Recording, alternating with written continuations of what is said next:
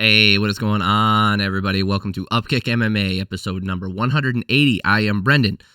Showtime Boxing, the PBC, Sebastian Fundora versus Carlos Ocampo. We're going to cover that.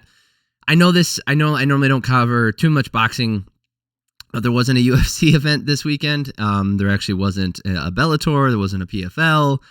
Not even a 1FC, so I'm going to go over Cage Warriors in the next one, but I decided to dip my toes over in the boxing world yet again, kind of prepping for Anderson Silva versus Jake Paul.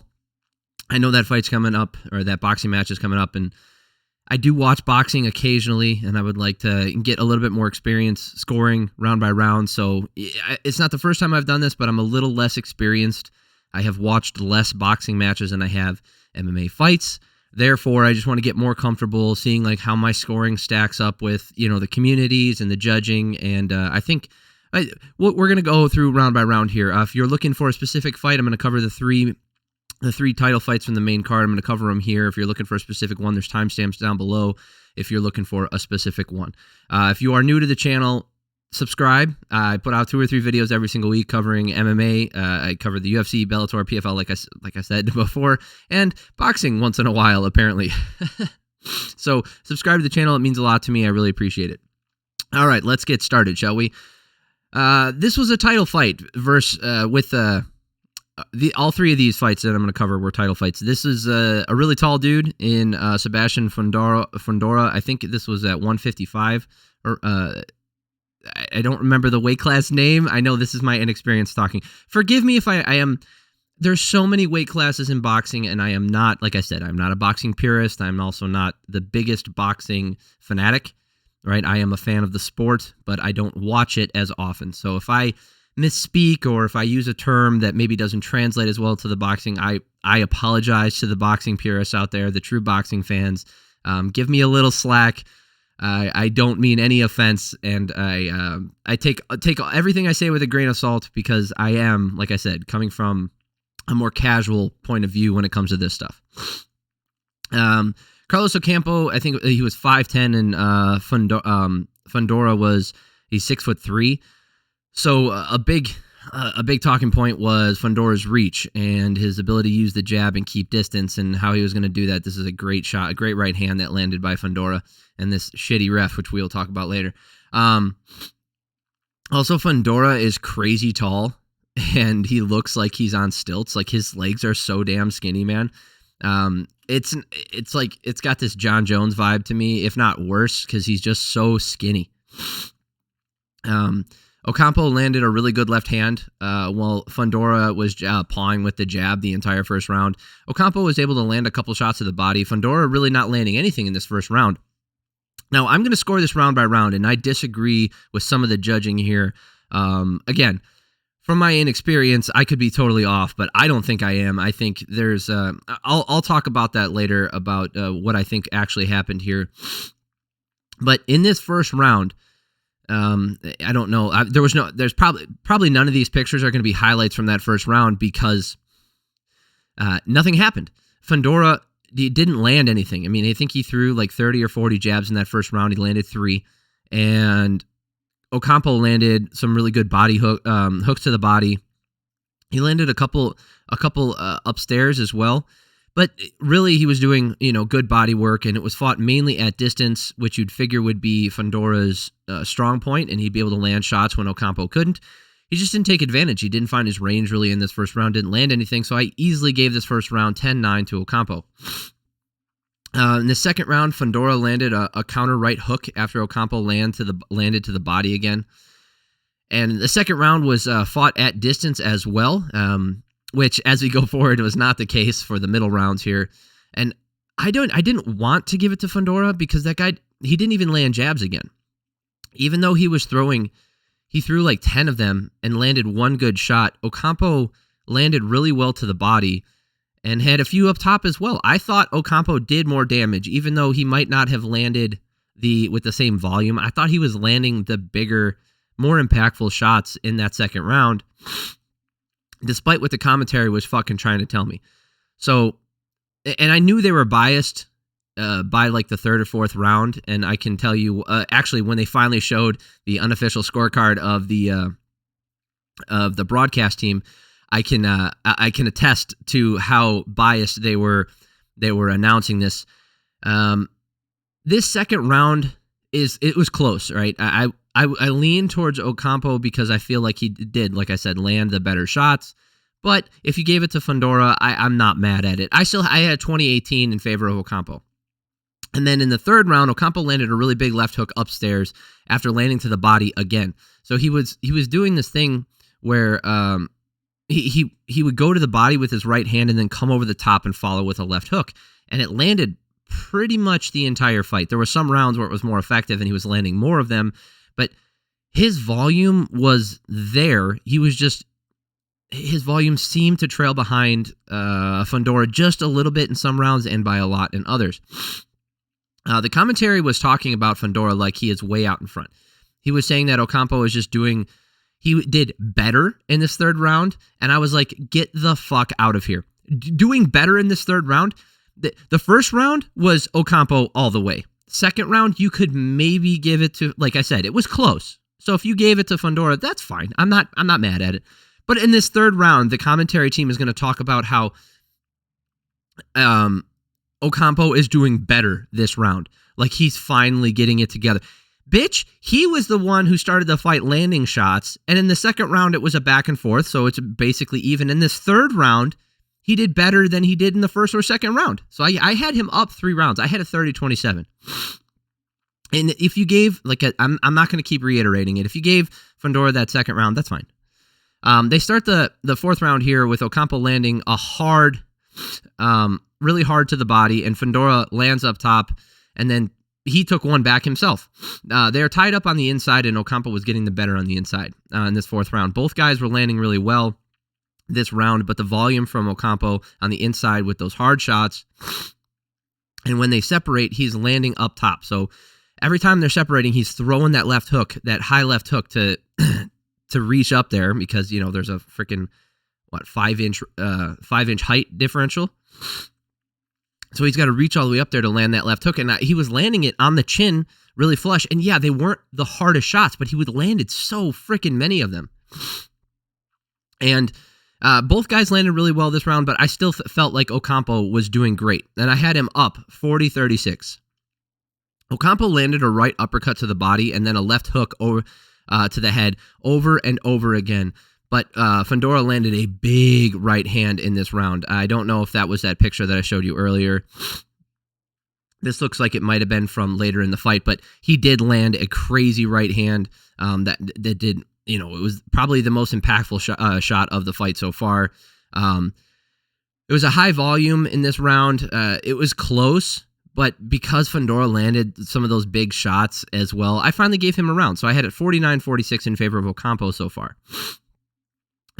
Ocampo landed a left hook and a right to push Fundora back a bit. Ocampo looked tired, and he kind of was getting caught at range now. So every time they separated, Ocampo was just taking damage. Fundora landed a big right hand down the stretch and landed even bigger shots this round than he did the previous round. So I gave him this round as well. I had it 58-56. The score, so on the broad, okay, so this is where I'm going to bring this up. So the broadcast team was still talking like Ocampo was basically pitching a shutout here. Like everything he was doing was perfect. The dude was getting out damaged in the first 3 rounds, in my opinion. And the last 2 rounds, they were close, but yes, Fundora definitely was starting to do the damn thing. And the score comes up on the board, and the guy who's keeping the score, who's not a part of the broadcast, he's not a part of the cage side or the ringside commentary team, he had it even, right? He had it even, and I had it 58-56. This guy had it, I think, 57-57. So the commentary team addresses this, because remember, the narrative that they've been pushing this entire fight is that Fundora is just walking away with this one, and Ocampo really needs to do something. They're always talking about, what does Ocampo need to do here? Like, why isn't he having success? So in order to address the fact that the score that their own broadcast team put out had the fight even, they say, oh, There are a couple rounds that you could get to Ocampo, so I'm not surprised. Dude, shut the fuck up.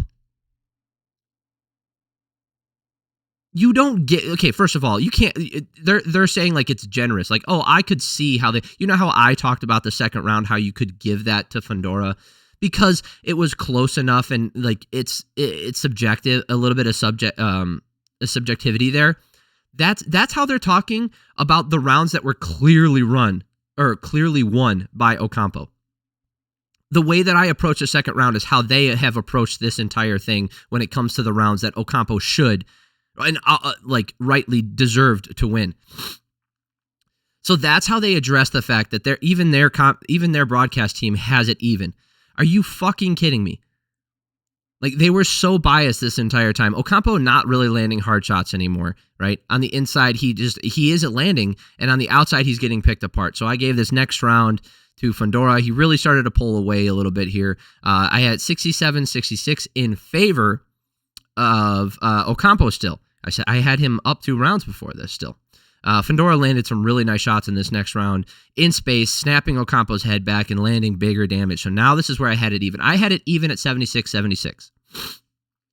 Then, in between rounds, the ref saying Ocampo's body language is not good and that he's falling all over the place and that he's going to stop the fight. So they're in close range, right, where their heads are basically like they're leaning into each other and they're tied up pretty much the entire middle of the fight.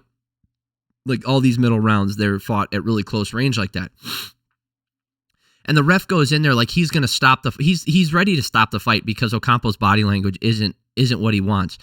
Dude, get the fuck out of here. It's, maybe a 1 round or an even fight in my opinion, but even if you scored it heavily towards Fundora for some of these early ones, maybe you had him up 2 rounds. Ocampo, like back to looking in this next round, Ocampo was back to looking how he did earlier, landing hooks to the body and then going up top. Honestly, the lack of power comments I am not seeing, right? Because when you say there's no power in it, but you're outlanding the guy, it's like when Fundora is throwing these jabs out, they're not talking about how jabs aren't doing damage. They're talking about Ocampo's arm punches. What you tell me? You tell me. Maybe I'm totally off. Okay, I'm getting a little bit animated. Maybe I'm out of my depth here. But in my opinion, an arm punch hook is the same as a pawing jab, right? As far as like the damage done and what is really happening here as far as like scoring points for that round. I don't think there's a significant difference between the two. But they're not making comments about Fundora's bullshit jab or the fact that they're talking about, wow, he's throwing like 50 jabs this round. But they're not talking about the fact that he lands 10 and that they're not stiff jabs that are snapping Ocampo's head back most of the time. They're distance, that he's finding the distance with him and he's keeping distance with him when he's using it. He's setting up his other shots. And Fundora was having a really good fight. This was a close fight. Okay, this was a very tightly contested fight for the first 3 quarters of it. And I'm okay, I'm okay with, the commentary team talking about the good things Fundora is doing. But to them, they're talking about Ocampo like he's not even in there. But this is the dichotomy though. So they clearly had something in their mind, a narrative that they wanted to push and something that they wanted to tell. But the second the ref says, "Hey, I'm going to stop the fight," one of the guys on the commentary team had it. He was like, "What the?" He's like, "Who are you to stop the fight? Like, what judgment are you making because you don't like his body language?"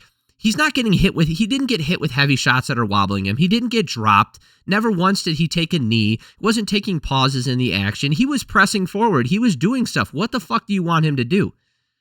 Who are you to say that you don't like what you see from him because it's not up to whatever standard you want to push? And then one of the commentary team said, but the other 2 guys were still, they were like, I could kind of see it. Like, dude, they were so entrenched in their narrative that they refused to see anything that Ocampo did and then but in this next round that Ocampo did win, in my opinion. I had him up 86-85 now. In this round, they did say, hey, look, they tried to stop the fight, and he comes out here, and he's actually the one who probably won that round.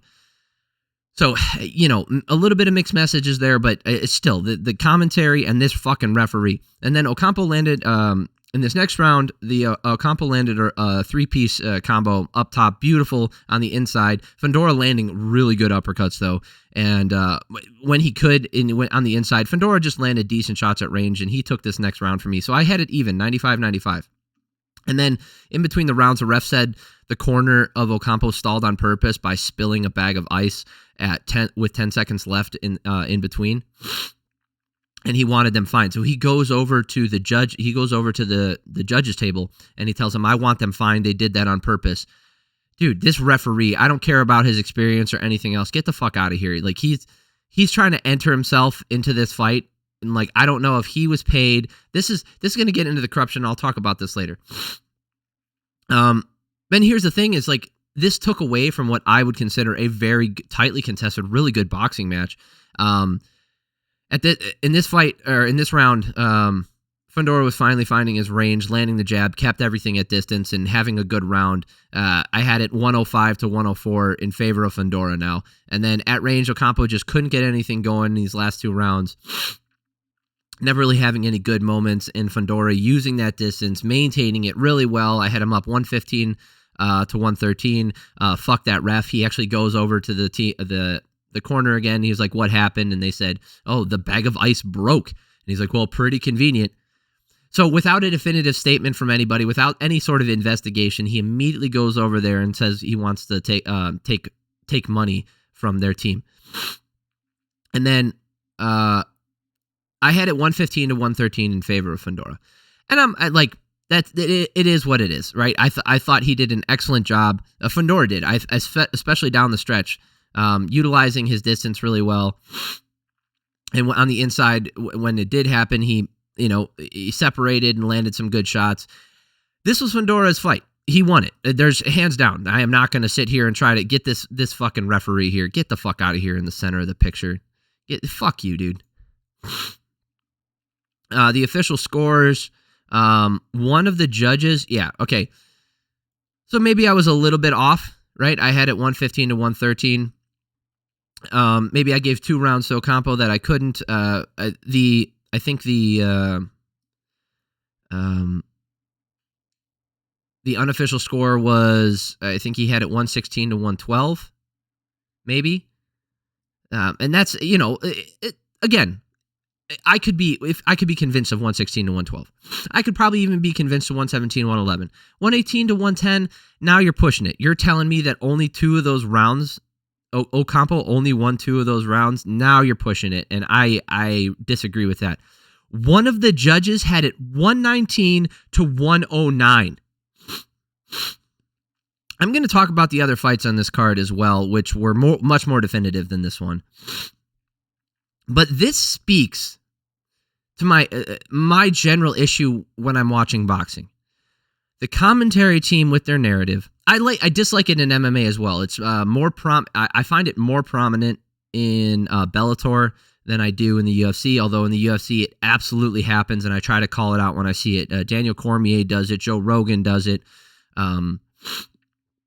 Dominic Cruz is pretty good. Bisping's really good. A lot of these other guys are pretty neutral, and they kind of take themselves out of it. They all have preferences, and they kind of have their biases towards what they like to see, but you kind of take that into account on what they're saying, but I feel like they do a very good job staying neutral. Not to say that, they can't have an off night where they're seeing something that nobody else is seeing, and they're saying things that I don't agree with. That's not the case.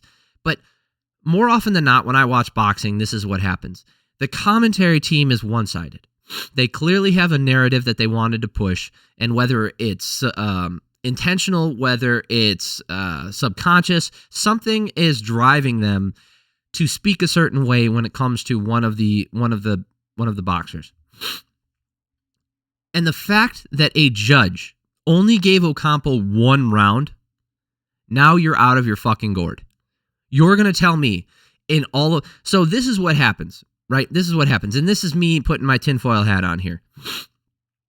Although tinfoil hat means that I'm out of my mind like a conspiracy theorist, when we all know that boxing's corrupt. It's been, there's been shakedowns, there's been investigations, there's been criminal trials that have occurred with boxing officials being corrupt, and being paid off, with boxing promoters being corrupt and paid off. I don't know if a referee has been charged. Boxers definitely taking dives, those kinds of things. So the boxing world is definitely corrupt. It's a well-known thing. And we're just supposed to, like, look at the Canelo Triple G fights. The first one is obviously Triple G, but they had a narrative to push. So this is how this works.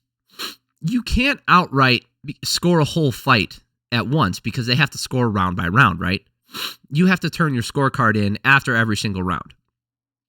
You have to turn it in every single round. You can't score it afterwards. You can't go back to the first round and change your score. So that way, when you finish the 12 rounds in a title fight like this, you can't outright just say like, oh, well, he won the fight, so I'll just give him these rounds. You can't do that. And I don't know if that's to prevent corruption or if, it's just a long-standing rule, whatever it is. But so here's what they do. And this is why I said why I put my tinfoil hat on. Anytime there's a round where you can argue, right? Even if it's a flimsy, horrible argument, if you can argue that the guy that you are supposed to make win could have won that round, they'll give him that round. And what'll happen is, if it's a close fight, then the guy that you wanted to win or that you're supposed to make win, now he's going to win for sure because you gave him all those close rounds regardless. And even if they're not like close, right? You could, like, those arguable, like where you could present an argument maybe. Now he's winning those rounds as well. So in order to beat that kind of corruption, what you have to do is, have a one-way beatdown or knock the guy out and make it definitive and keep it out of the hands of the judges. But this is one of the side effects of it. This is one of the side effects. This is how you can tell that it's corrupt and fucked up. They didn't give Ocampo, this guy gave Ocampo one round because there were so many rounds that were definitive for Fundora. I mean, I had him winning the fight, right? And there were close ones that there was a close one that I gave to Ocampo. But you can give that to Fundora as well and have him up, one more. That's fine. There's even another one that, that maybe here or there that's close and you can give to him. 117 to 111. Like I said, that's acceptable. But this fucking judge, it's 119. You can clearly see what he did here. All those close rounds that are just in case, because if the later rounds go to Ocampo, now you've already put in the bank for Fundora these early rounds that were kind of close or are, like I said, arguable, and now you can give him those rounds, therefore giving him the fight, and now, you've guaranteed his victory here. But this is what happens. These close rounds in the beginning, or ones that I thought were definitive for Ocampo that he won, were given to Fundora, and now in the late rounds that were clearly Fundora's, well, now you can't score it for Ocampo. So now all of a sudden you end up with a scorecard like 119, 109, where you're like, how the fuck did you only give Ocampo one round? You corrupt asshole. Fuck this, man. It's fucking disgusting. Because these guys are in the ring sacrificing, like, I'm not even talking about the time that they've spent getting there, right? The amount of sacrifice they've put into, they're sacrificing their free time, family time, their body leading up to it, all the training stuff, the uncomfortable nature of being a professional combat sports athlete, all of the stuff that they've had to do, the sacrifice to get to the point that they are now and put themselves in a position, especially for a title fight like this, all the sacrifices that led up to that. I'm not even talking about that. I'm just talking about in the ring itself. They're sacrificing their health, their time on this earth. They're taking years off their life to do this, and I know they're being rewarded. I'm not having a pity party for these guys. What I'm trying to say is, they're putting themselves out there and doing everything they can, and you're fucking taking away from their performance by being a corrupt fucking asshole. You're essentially saying that everything, depending on who likes who and what organization and what promotion wants to push what person, you're just saying the other guy just doesn't fucking matter, that everything that he does doesn't fucking matter. We're going to pay him for his time and whatever, but we're not interested in the sport itself. We have a narrative to push here. We have a bottom line to meet. We have to make money for this organization, for this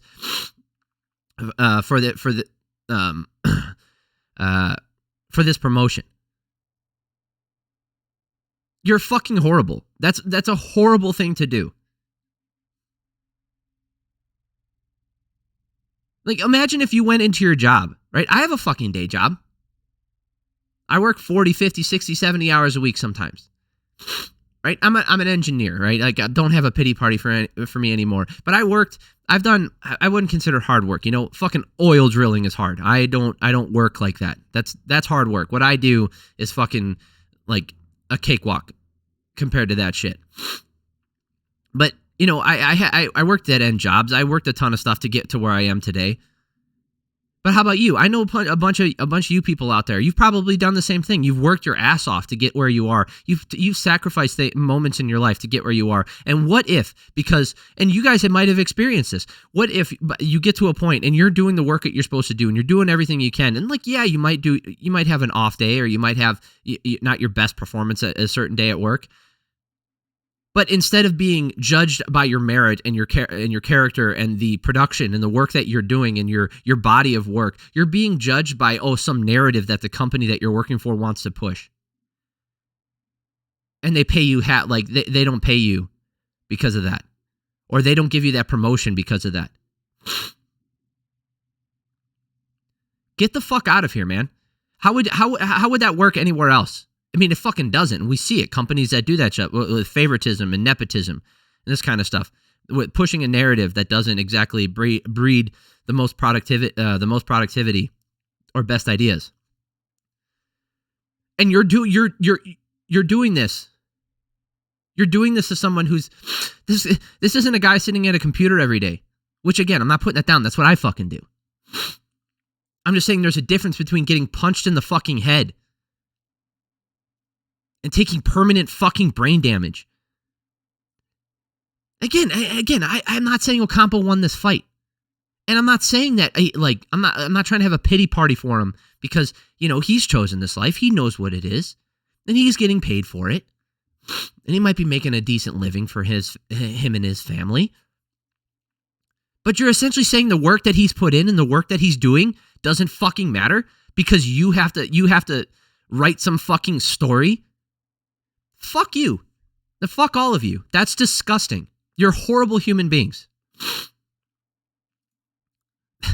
Sorry. That it pisses me off to no fucking end. It happened in the Triple G, the first Triple G Canelo fight. It's the same thing. And Teddy Atlas went off and he got fucking suspended from ESPN for it. That's how entrenched these fucking bureaucrat bullshit artists are. They're all it's a fucking corruption top to bottom, it seems like. I mean, there's varying levels of it, and obviously you might have a good guy here or there. Maybe it's a couple bad actors that are just pulling the strings. It's just disgusting. Jesus Christ. All right. All right, let's talk about a really good fight that did not last that long. Carlos Adames versus Juan Macias-Montiel, sorry. A pretty tentative start to the fight. Adames was moving forward and Juan retreating. This was also for a title. And this first round, the jab was working for Adames. He went to the body a few times. He went upstairs a few times. Juan didn't really throw anything. In fact, he didn't land a single punch in the first round. This was kind of odd. I don't know, I know about the build up to this and all the other stuff, and they've talked about him, but holy shit, he looked like crap. In this second round here, Juan just isn't doing anything. Adames was landing hard to the body and landing a couple lefts upstairs. I hit it 10-9 for Carlos in the first, 20-18 after 2. And in this third round, finally, Juan was countering as Adames was landing low, but he's just taking too many huge shots, right on the chin too. Adames was landing a huge right hook, and then it sat Juan against the ropes for a second. Adames stunned him with a left straight, and then wobbled him with a right, and then followed up with a flurry to get the finish here. This was that right that fucking, oh my God, look at that. Dude, what a hard shot. Holy shit, that was a really good punch. And then he takes him, puts him up against the ropes and unloads a flurry and gets a TKO finish. The ref waves it off. Beautiful performance by Adames. Congratulations to you, man. I don't know what Juan was doing out there. He didn't look like he wanted to fight at all. I don't know if he was having an off night, if he was sick, if he didn't have a good training camp. I don't know. It looked like he did not belong in there. It looked like he didn't wake up. I don't know what was going on. Maybe we'll find out later, but he looked like absolute dog shit. All right. All right, let's talk about a rematch here. I know that wasn't a lot of coverage for that one, but it was a really short fight. Jerwin Ancajas versus Fernando Martinez. This fight was pretty darn good. Jerwin had this snappy jab early on in the fight. I don't know if there's any pictures of it, but dude, Martinez took the center of the ring and walked him down, landing a beautiful left hook and beautiful left hook to the head. It was the biggest shot in the first round. Both guys digging to the body. Martinez landing harder. Both guys landed decent shots in the round, but Martinez landed more big shots. I had him up 10-9. Martinez stayed aggressive the entire fight, moving forward, getting him in the corner, landing to the body well. Jerwin playing the Matador pretty well in the middle part of the second round and landing a great uppercut and using his jab as well. That was a really close round, but I gave it to Jerwin because he kept up with Martinez this time, landed some big shots of his own. I had it 19-19. Martinez was still moving forward. Jerwin able to move off the ropes, and Martinez landed a really great left hook. Man, Martinez, he was just swinging so freaking hard, man. Throwing with so much volume. I had him up 29-28. Martinez doesn't know how to move backwards. It's almost reckless because he moves his head really well, and he wasn't taking a ton of damage, but he was getting hit as he moved in sometimes.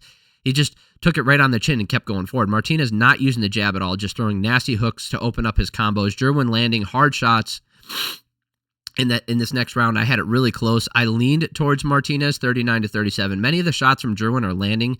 That are landing is the jab. So the power coming back from Martinez was making the difference for me. This guy just did not stop moving forward, and he was throwing hard. Martinez missed many of the big shots in this next round. He did land in the round. The ones that he landed in the previous round, Jerwin was able to stay tight, move off the center line, get off to the side, get off the ropes in this round. And he countered really well. And I actually gave this round to Ancajas, so I had it 48-47 in favor of Martinez.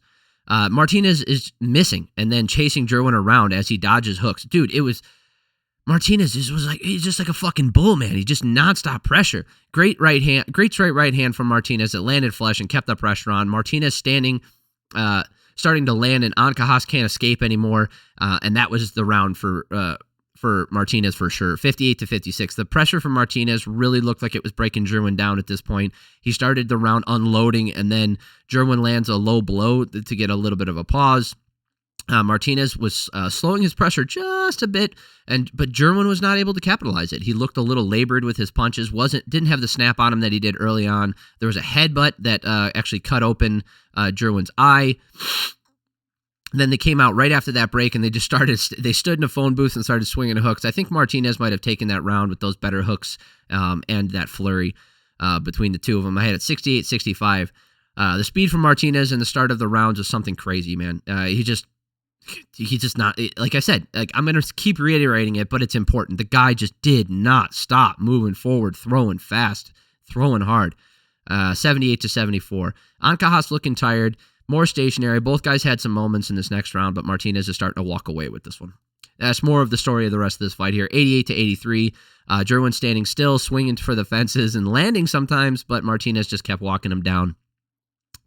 You might be able to give this round to Ancajas for those big shots, but I just don't think so. Martinez landed enough to get another one here. I had it 98-92.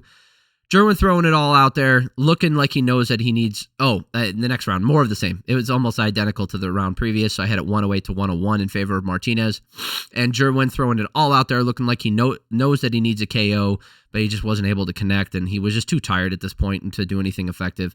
Ancajas had nothing left in the tank, and Martinez gets this last round as well. 118-110 in favor of Martinez. Dude, this was the story of the fight, man. Like, you look at these pictures with Martinez pushing Ancajas up here against the ropes, and that's just what it was, right? And then he just broke him down. It just... I know that Ancajas is a little bit older, and they kept talking about his legs aren't there. I know what that means. He was a little unsteady in these later rounds because he just didn't have the cardio to keep up with it anymore. Martinez landed well to the body. He landed well upstairs, really sapping the strength and the durability of Ancajas. The fact that Ancajas didn't get dropped is a testament to how tough he is and how good of a chin he has. Martinez did take a lot of damage in this, and it's going to cause him problems in the future if he faces a guy that can match his cardio, his output, and has a little bit of power, or a guy who can manage to avoid some of those big hooks and kind of pick his shots here and there. So Martinez does have some stuff he needs to shore up if he's going to be a long reigning champion here. But what a performance by Martinez! Like, holy shit, this was good, man. It was a really good fight. So just to put a bookend on this. All right, this is the last one I'm covering for here. Like I said, in the next video, I'm gonna cover Cage Warriors 144. I'm gonna cover that one. So this main card of boxing, in my opinion, was excellent. It was fun to watch, start to finish. I enjoyed it. I really did. The fact that I was up till midnight watching them didn't mean anything to me. I was excited to watch the whole thing. I enjoyed watching the matches.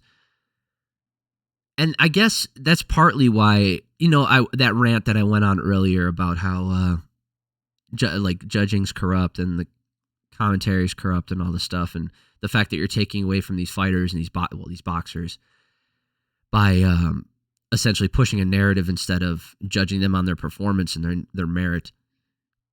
This is why I got so animated, because it was a good night of boxing. Right? These were good matches. This one was nonstop action, start to finish. Guys like standing in there, trading in the paint, man, just like nonstop. And the next one was a beautiful knockout it was a one-sided fight, but beautiful knockout from Adames to get the title. And the last one, tightly contested for a majority of it, and then a guy just wearing down on the other one, which is similar to what happened here, although it wasn't as tightly contested in the beginning, in my opinion. And it's just upsetting to me that I watch all this stuff, I enjoy all of it, and then a referee steps in there. The referee, I don't think was on the take. I think he was just being, I don't know what his deal was, but I'm not going to hold it against him going forward. But the judging, man, that's why I'm so upset about it. Because it takes me out. Like, that was my takeaway from the night then. Instead of, wow, what a fun night of boxing. What a fun event that I just watched. It's, holy shit, this sport is still super corrupt. There's still fuckheads trying to go in there and ruin it for everybody and destroy these young kids sometimes careers just to push the narrative that they've been told to. So if you made it to the end of this video, subscribe to the channel, because I promise you'll like everything I do, covering MMA and sometimes, like I said, sometimes boxing. I hope I didn't upset too many of you purists out there with my what may be some horrible takes on some rounds. I felt like I did a decent job. I know MMA scoring doesn't exactly translate to boxing and vice versa, but I felt like I was able to pick up on most of the things that were happening here. Like I said, it's not like I haven't watched boxing before. But let me know what you guys think. Am I out of my mind? Do you guys think that the sport of boxing is clean? Do you guys think that the scoring in that last fight, the main event, was justified? Not the overall who won. Like, obviously, I agree. Fundora won that fight, hands down. It's more about the round by round scoring. Do you guys agree with that stuff? Do you think that there's still some corruption going on? Let me know what you think. All right. Thank you guys so much for stopping by. If this is the only video you watch this week, thank you. It means a lot to me. Thank you for taking your time, spending time here. Like I said, subscribe to the channel, like the video if you liked it. If you want to check out some of my other stuff, go back and look at some of my other breakdowns. Cage Warriors is coming up next, and I appreciate y'all. Love y'all. Have a great week.